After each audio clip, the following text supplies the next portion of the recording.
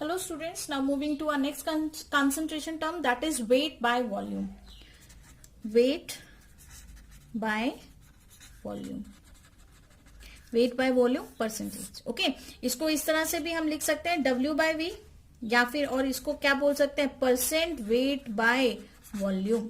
Okay, आप किसी भी नाम से उसको रिप्रेजेंट कर सकते हैं. तो इसको कैसे डिफाइन किया जाता है, आपको ये तो पता ही है कि जो हमारा न्यूमरेटर होता है वो हमेशा सॉल्यूट होता है ना, और डिनोमिनेटर क्या होता है, सॉल्यूशन. तो इसकी रिप्रेजेंटेशन से हम इसकी डेफिनेशन बना लेते हैं. क्या होगा कि वेट ऑफ किसका लेना है आपने, सॉल्यूट है ना, क्योंकि न्यूमरेटर आपका सॉल्यूट है, तो weight of solute in grams, ठीक है, प्रेजेंट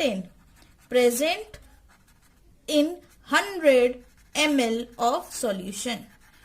ओके, डिनोमिनेटर आपका क्या था, वॉल्यूम, तो वॉल्यूम किसका लेना है आपने, सॉल्यूशन का लेना है. ओके, तो weight of solute in grams present in 100 ml of solution. तो इसका मतलब क्या हुआ कि अगर मेरे पास VmL ऑफ सॉल्यूशन है, VmL क्या है, सॉल्यूशन है, तो उसमें कितने आपके ग्राम्स प्रेजेंट होंगे. सपोज करिए x ग्राम ऑफ सॉल्यूट है ना, VmL सॉल्यूशन में x ग्राम अगर सॉल्यूट प्रेजेंट है, तो 1 ml सॉल्यूशन में कितना होगा, 1 ml सॉल्यूशन का अगर हम बताएं तो कितने ग्राम्स उसमें होंगे, तो x अपॉन V.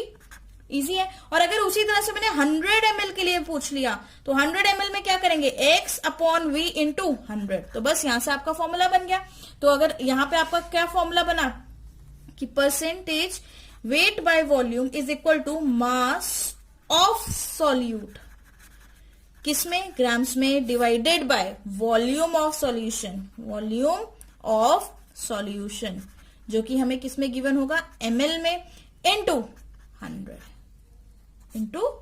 क्योंकि हम 100 के लिए निकाल रहे हैं. ठीक है, तो ये आपका फॉर्मूला आ गया. और अगर मुझे इसी तरह से हम एक और चीज डिस्कस कर लेते हैं कि अगर मुझे क्वेश्चन में गिवन है इस तरह से कि x% wait by volume solution, ठीक है, तो वेट बाय वॉल्यूम सॉल्यूशन किसी का भी, सपोज किसी का भी, हम यहाँ पे पर्टिकुलर सॉल्यूशन नहीं लेंगे, किसी का भी हमें इस तरह से गिवन है क्वेश्चन में कि x% wait by volume solution. तो अब आप इसको कैसे लिखेंगे, इसका मतलब क्या हुआ कि x gram of solute, x ग्राम जो सॉल्यूट है वो किस में प्रेजेंट है, इन 100 ml ऑफ सॉल्यूशन. ओके, ये चीज लिखनी आनी आपको बहुत ज्यादा इंपॉर्टेंट है, क्योंकि यही आपका बेस होगा कोई भी न्यूमेरिकल सॉल्व करने के लिए. तो चलिए आप इस पे न्यूमेरिकल सॉल्व करते हैं. न्यूमेरिकल इज कि 40 ग्राम ऑफ सॉल्यूशन, नहीं 40 gram of sugar,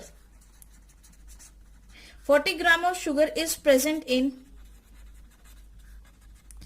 200 ml, present in 200 ml of sugar solution. Okay, sugar solution ले लिया आपने. Calculate the mass by volume percentage, calculate the mass by volume percentage, आपको ये find out करना है. Okay, तो बस हमारा फर्स्ट फंडा क्या है, गिवन लिखना है हमने, क्या क्या हमें गिवन है और उनको रिलेट कर देना है.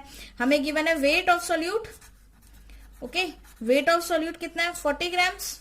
वहीं पे हमें वॉल्यूम ऑफ सॉल्यूशन गिवन है, वॉल्यूम ऑफ सॉल्यूशन कितना है, 200 ml है ना. तो यहां से W बाय V का फॉर्मूला लगाओ. W बाय V परसेंट किसके इक्वल होता है, मास ऑफ सॉल्यूट, मास ऑफ किसका, सॉल्यूट का, डिवाइडेड बाय, जो कि हमें किसमें गिवन होना चाहिए, ग्राम में, divided by volume of solution, जो कि हमें किसमें मिलना चाहिए, हमें mls में मिलना चाहिए, इंटू 100 है ना, इंटू 100. तो बस फिर वैल्यूज पुट करिए, क्या रह गया इसमें, 40 अपॉन 200 इंटू 100, 0 से 0 कैंसिल करो.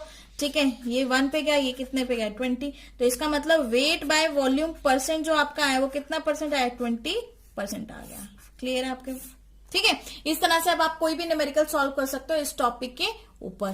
क्लियर है. तो ये जो जितने भी कंसंट्रेशन टर्म थी आपकी, weight by volume, volume by volume और वेट बाय वेट, इन वेट बाय वेट और वॉल्यूम बाय वॉल्यूम को मिलाकर ही आपकी मास बाय वॉल्यूम परसेंटेज बना है. ठीक है, तो अब इन सब के ऊपर आप सारे न्यूमेरिकल सॉल्व करिए, प्रैक्टिस करिए. कोई डाउट है तो प्लीज कमेंट सेक्शन में मुझसे पूछिए.